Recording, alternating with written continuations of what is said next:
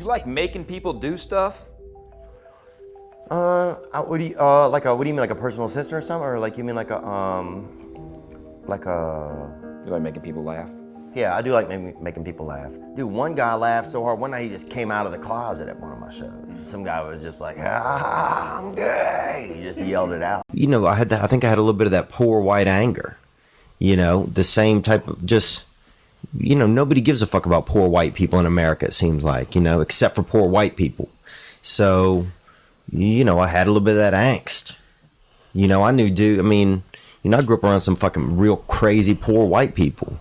You know, the dude, they had a dude in our town, no arms, used to fucking fight everybody.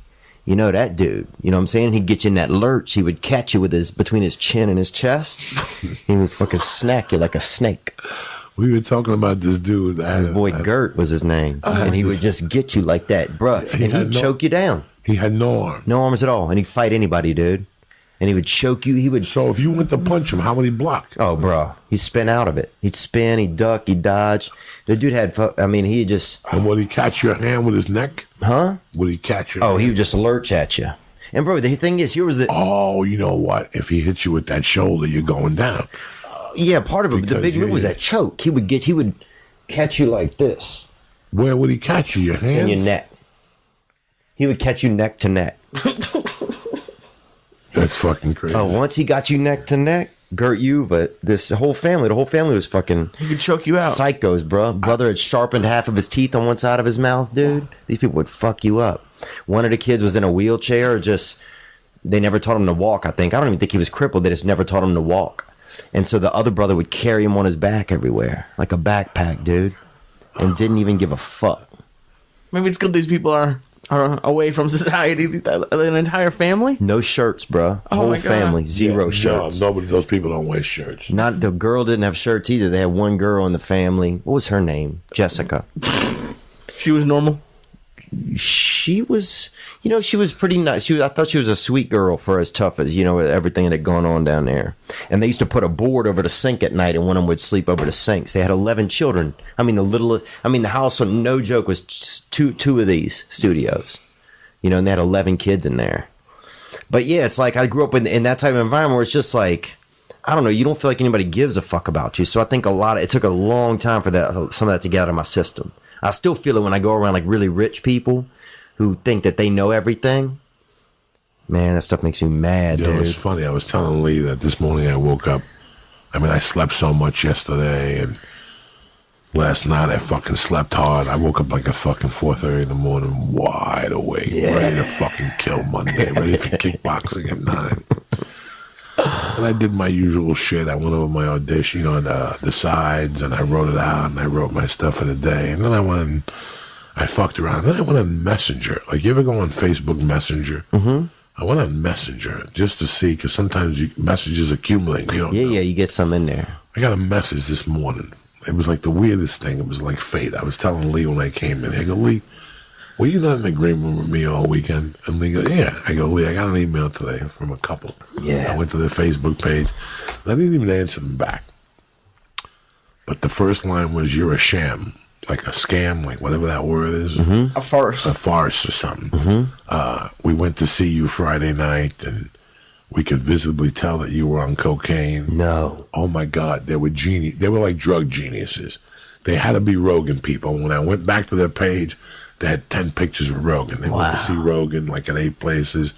They're the ones that always ask Rogan annoying questions on the road. And Rogan will look at them like, are you fucking crazy? There's no better look than when Rogan gives that look. Rogan gives you that look. Are you fucking crazy? They just say stupid shit to Rogan to seem intellectual. And there's 200 people behind you, guy. Chit, let's go. Take a hike. Take the picture and take a fucking hike. Yeah. So you could tell he's one of those guys that he'll see Rogan and right away call me a farce, that I was obviously on cocaine, that there was no way that I was clean, that my energy levels on stage were too high for my age for me to be on cocaine. He said, but I knew how to hide it. You weren't sniffling or wiping your nose. Dog, as soon as you do a line of coke, this shit starts dripping out of your fucking nose. You know what I'm saying? That's the first tell. I could look at somebody now. Now I could really see it. Oh, yeah. Then when I was under the influence, I couldn't see it. Now I can really see it. Dude, everybody, my buddy, this one dude used to he would start to do a little dust, start touching his asshole, bro. By the end of the night, if we had a couple of bags, he'd have 4 fingers in his fucking ass, dude. He had like that some of those people eat their hair. You see those videos where people eat their hair, He just had like a weird tick like that where he would just, I don't know what it was. He just like under the pants. He would go in the pants. Oh, in his own ass. Oh my god. Yeah. I had a guy that used to do this. He would hold up, like he would be talking to you, and he'd go. And he would tighten up his neck. Don't do that, bro. He would just be talking to you, and he would just flip out from time to time. Oh, dude, yeah. And then I had another guy that when he'd get coked up, he was bald, so he always felt like something was landing on his head. So every 8 minutes, he would tell you to shh, and he would point to his head to tell you that, look, is there a bug? Do you see it? Like type, but you can see it. Damn. That's what was like he wants you to be an investigator for him? Yeah, like, come on, do I have anything on my head? Let me know. It's like those people that tell you your nose is clean. I got anything on my nose? Yeah. He would look at me. He didn't have to say that. He would, let's say he started snorting at 11 with me. Yeah. By 1:30, that would start. He wouldn't get paranoid. He wouldn't drive me crazy. He wouldn't say a lot of shit. He would just tell me that he had a spider on his head. And then after 2 or 3 hours, he would start smacking his head. Oh, come on, bro. And that's when you would fucking die of laughter.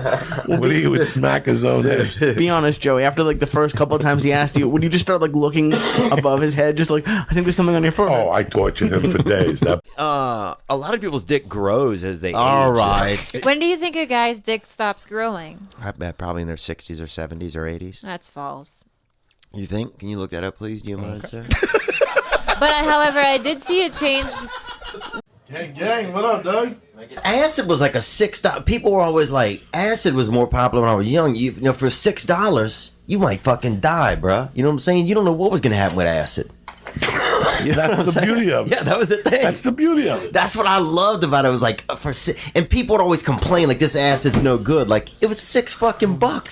You know what I'm saying? It was $3 when I was growing up. Yeah, you're lucky you're not dead. You're lucky you're not dead, dude. We had this boy in Barry shirts, and he would this dude he took a hit too hard or had a bunch. He might have taken like 10 or 20 hits one time, and he would start to keep an extra shirt with him, right, and change his shirt when he was tripping.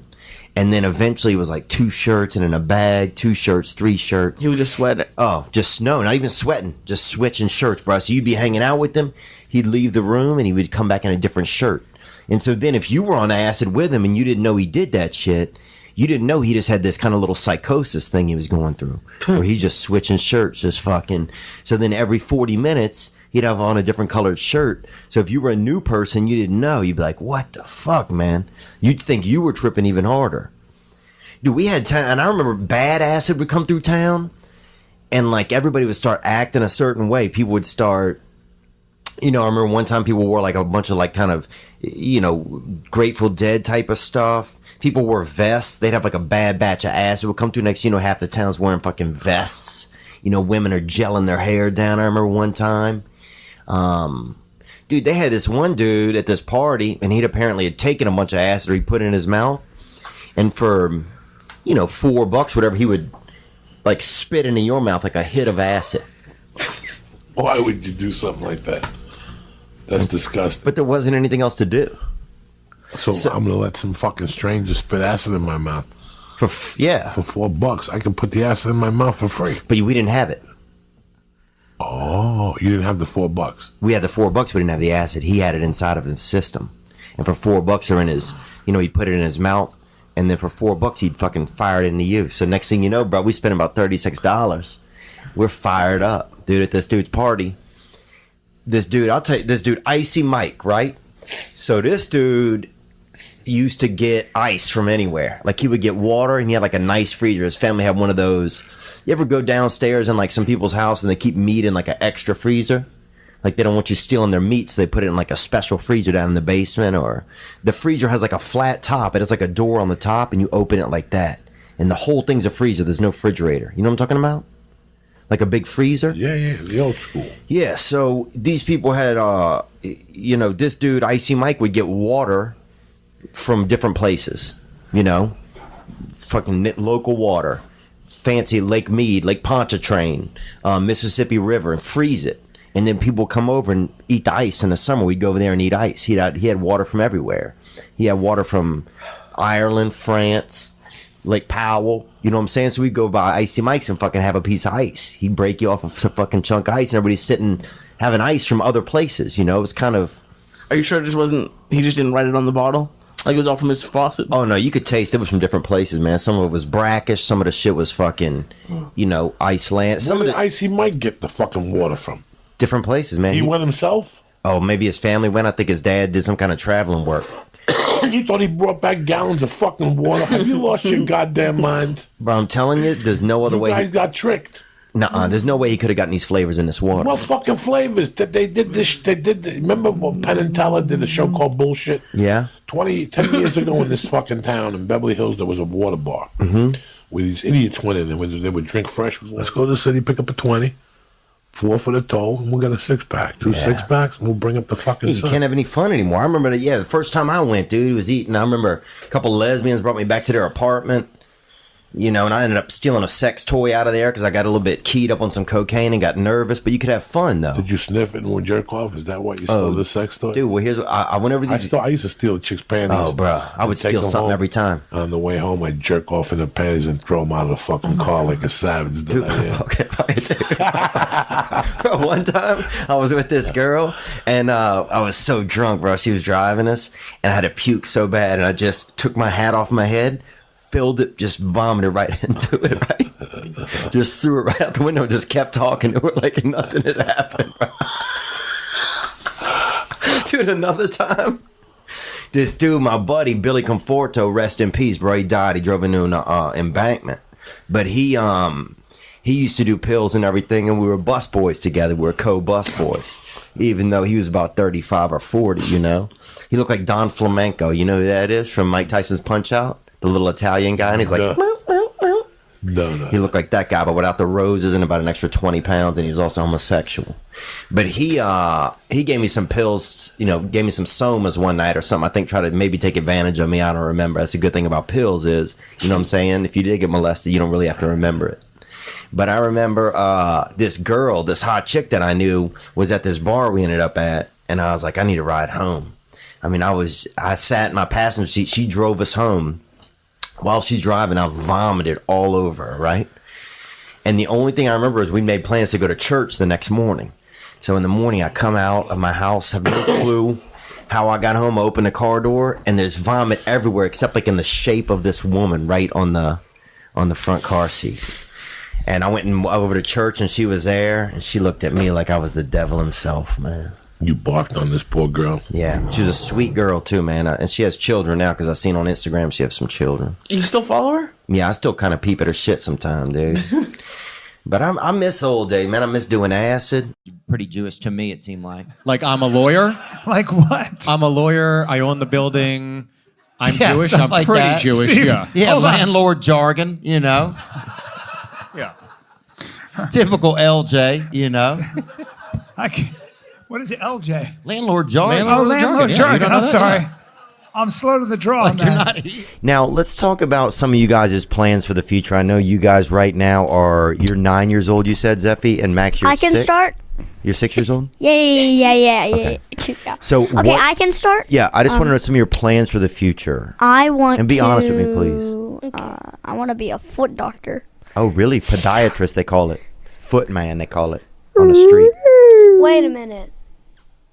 What if the patient has foot fungus? Will you eat it? Look, question. Will you eat the foot fungus or will you throw it away? Do you know foot fungus tastes like goat milk?